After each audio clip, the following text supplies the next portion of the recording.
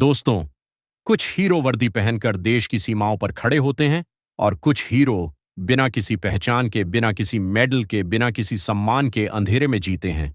उनका नाम इतिहास की किताबों में भी मुश्किल से मिलता है, लेकिन उनके बलिदान पर पूरा देश सुरक्षित सोता है। आज की कहानी ऐसे ही एक शख्स की है, एक ऐसा इंसान जिसने अपनी पहचान छोड़ी, अपना धर्म छोड़ा, अपना परिवार छोड़ा, अपना भविष्य छोड़ा, सिर्फ एक मकसद के लिए, भारत माता की रक्षा। यह कहानी है रविंद्र कौशिक की, रॉ के सबसे साहसी, सबसे खतरनाक, सबसे बुद्धिमान और सबसे रहस्यमयी जासूस की, जिसे पूरी दुनिया जानती है, ब्लैक टाइगर के नाम से। और यकीन मानिए, यह कहानी किसी फिल्म से भी ज्यादा खतरनाक, ज्यादा दर्दनाक और ज्यादा सच्ची है।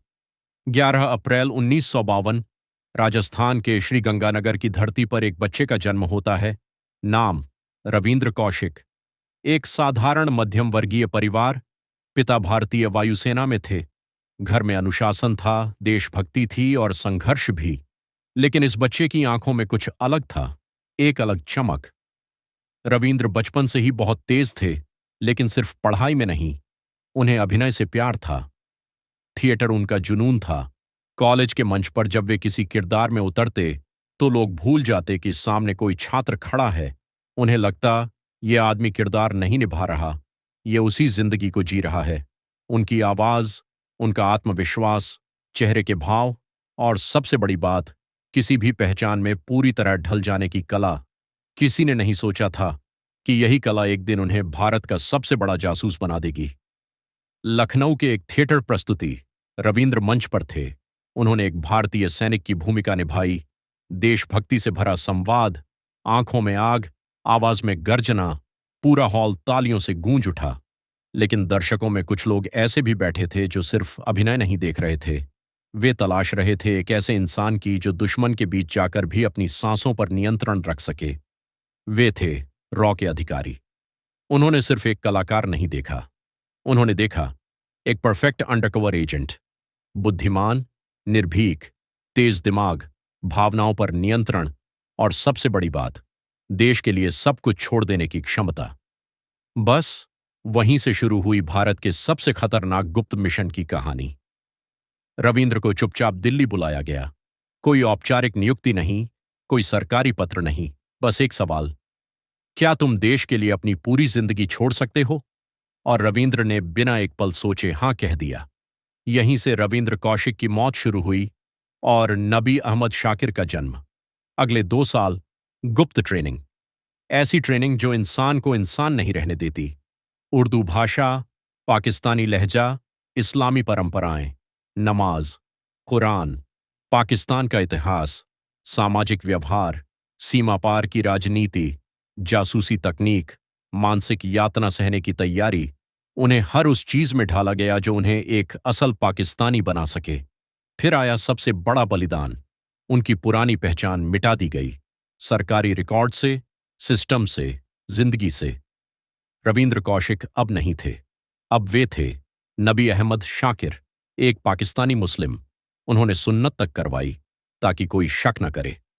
सोचिए, देश के लिए एक इंसान अपना नाम तक छोड़ दे, इससे बड़ा बलिदान क्या हो सकता है? 1975 में उन्हें पाकिस्तान भेज दिया गया। न लौटने की गारंटी, न जिंदा बचने की उम्मीद, सिर्फ एक मिशन, भारत की सुरक्षा। पाकिस्तान, दुश्मन की धरती, जहां एक छोटी सी गलती सीधे मौत बन सकती थी। लेकिन रविंद्र डरे नहीं। उन्होंने कराची यूनिवर्सिटी में दाखिला लिया, कानून की पढ़ाई शुरू की, धीरे धीरे लोगों का भरोसा जीता, दोस्ती की, रिश्ते बनाए और खुद को पूरी तरह नबी अहमद शाकिर साबित कर दिया। वह सिर्फ रह नहीं रहे थे, वे वही बन चुके थे। कुछ सालों बाद वे पाकिस्तान आर्मी के मिलिट्री अकाउंट्स विभाग तक पहुंच गए। अब सोचिए, एक भारतीय जासूस पाकिस्तान की सेना के भीतर। उनके हाथ में सिर्फ फाइलें नहीं थीं, पूरे युद्ध की दिशा बदलने वाली जानकारियां थीं।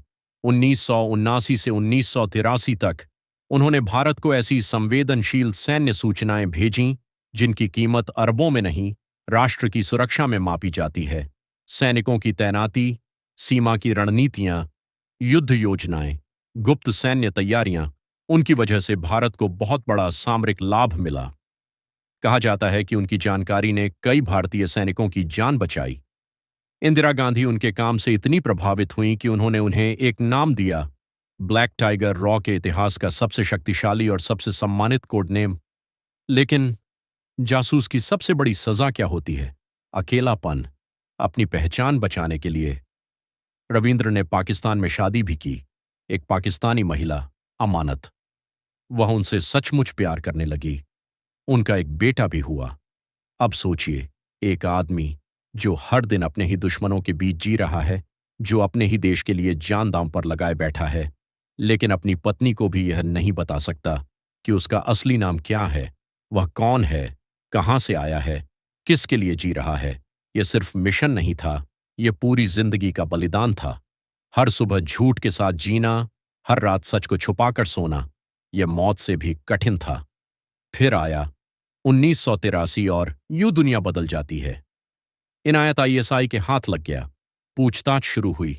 यातना, मारपीट, मानसिक टूटन और आखिरकार रविंद्र कौशिक की पहचान उजागर हो गई। भारत का ब्लैक टाइगर अब दुश्मन के पिंजरे में था। उन्हें गिरफ्तार कर लिया गया और फिर शुरू हुआ नर्क। पूछताछ नहीं, यातना, मानवता से परे अत्याचार, लगातार मारपीट, भूखा रखना, अंधेरी कोठरी, मानसिक प्रताड़ना, दिन, महीने, साल, लगातार 2 वर्षों तक। उनसे सिर्फ एक बात चाहिए थी, भारत के रहस्य। लेकिन रविंद्र नहीं टूटे। उन्होंने देश नहीं बेचा, उन्होंने मिशन नहीं बेचा, उन्होंने खुद को मिटा दिया, लेकिन भारत को नहीं। 1985 में उन्हें फांसी की सजा सुनाई गई। बाद में इसे आजीवन कारावास में बदल दिया गया और फिर शुरू हुई धीमी मौत। लगभग 16 साल पाकिस्तानी जेल की अंधेरी दीवारों के बीच, मन वाली जेल, जहां उम्मीद भी कैदी बन जाती है। न आजादी, न परिवार, न अपना देश, बस टूटी हुई सांसें और इंतजार। उन्होंने अपने परिवार को पत्र लिखे। उन पत्रों में एक पंक्ति आज भी दिल चीर देती है, अगर मैं अमेरिकी होता तो 3 दिन में जेल से बाहर आ जाता। इस एक वाक्य में एक जासूस का पूरा दर्द छिपा था। जिस देश के लिए उसने सब कुछ दे दिया, उसी देश से वह शायद भुला दिया गया था। कोई बड़ी खबर नहीं, कोई राष्ट्रीय अभियान नहीं, बस एक महान जासूस धीरे धीरे जेल की दीवारों में खोता गया। नवंबर 2001, टीबी, हृदय रोग और टूट चुका शरीर। पाकिस्तान की जेल में ही रविंद्र कौशिक की मृत्यु हो गई। न कोई तिरंगा, न कोई अंतिम सलामी, न कोई राष्ट्रगान, बस खामोशी। एक महान जासूस चुपचाप चला गया। सोचिए, जिस आदमी ने देश के लिए अपनी पहचान मिटा दी, उसे इतिहास ने भी धीरे धीरे मिटा दिया। न कोई परेड, न कोई राष्ट्रीय सम्मान, न कोई पदक, बस कुछ पुराने दस्तावेज और कुछ अधूरी यादें। लेकिन सच्चे हीरो तालियों के लिए नहीं जीते, वे बलिदान के लिए जीते हैं। वे सम्मान के लिए नहीं, कर्तव्य के लिए मरते हैं। रविंद्र कौशिक ऐसे ही हीरो थे, भारत का असली ब्लैक टाइगर। कुछ कहानियां खत्म नहीं होती, वे इतिहास बन जाती हैं। कुछ नाम मिटते नहीं, वे अमर हो जाते हैं। रविंद्र कौशिक एक नाम नहीं, एक संदेश है कि देशभक्ति सिर्फ नारे नहीं होती, कभी कभी वह अपनी पूरी जिंदगी खामोशी से कुर्बान कर देने का नाम होती है। जब भी भारत की सुरक्षा की बात होगी, जब भी गुमनाम हीरो की बात होगी, जब भी बलिदान की परिभाषा लिखी जाएगी, एक नाम हमेशा लिया जाएगा, ब्लैक टाइगर, रविंद्र कौशिक। जय हिंद।